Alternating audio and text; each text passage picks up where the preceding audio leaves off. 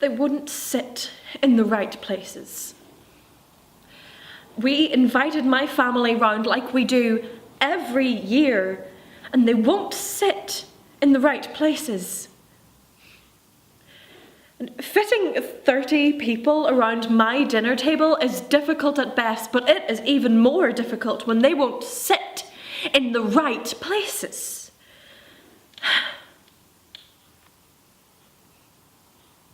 You know, I've been cooking since 7 a.m. I've been slaving in that kitchen all day. I decided I would make a prawn cocktail starter, a roast dinner for the main, and my trifle for dessert. Perfection. So I started cooking and then I set the table. I made these little place cards with the names of everyone who was coming from my family for dinner. So I've got cousins, aunts, uncles, grandparents, children, parents. You know, making the cards did set me back a little with the food, but I didn't mind because I knew that when it came to sitting down, there would be no issue. So I made up any lost time around 11 a.m. when I was doing the vegetables for the main. And I remember looking at the clock and thinking to myself, I am so good at this. And then I laid out our silver cutlery and I polished it the night before. You know, it really did look so good laid out. I must use it again, you know, once it's cleaned.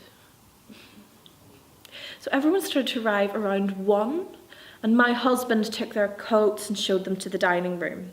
Well, I couldn't leave the kitchen because as it was what I call the critical hour. So this is the hour that will really make or break your meal. But I instructed my husband that the place cards were out, and he agreed that it was a good idea. And I thought everything was going to be fine. And then when I brought out the first of the starters, no one was sitting. And everyone was arguing. So the first people who'd arrived hadn't sat in their proper seats, which meant that the others were then in their incorrect seats. And the place cards only made all of this worse, and there was just bedlam in my dining room.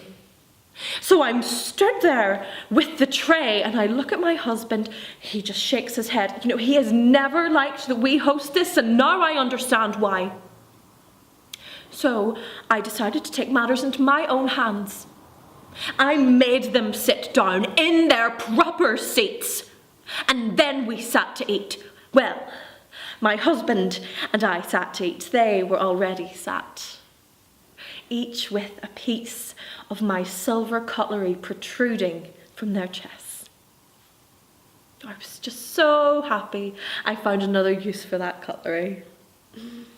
And then we were all sat and we tucked into the Browne cocktail. I just couldn't wait for my next dinner party.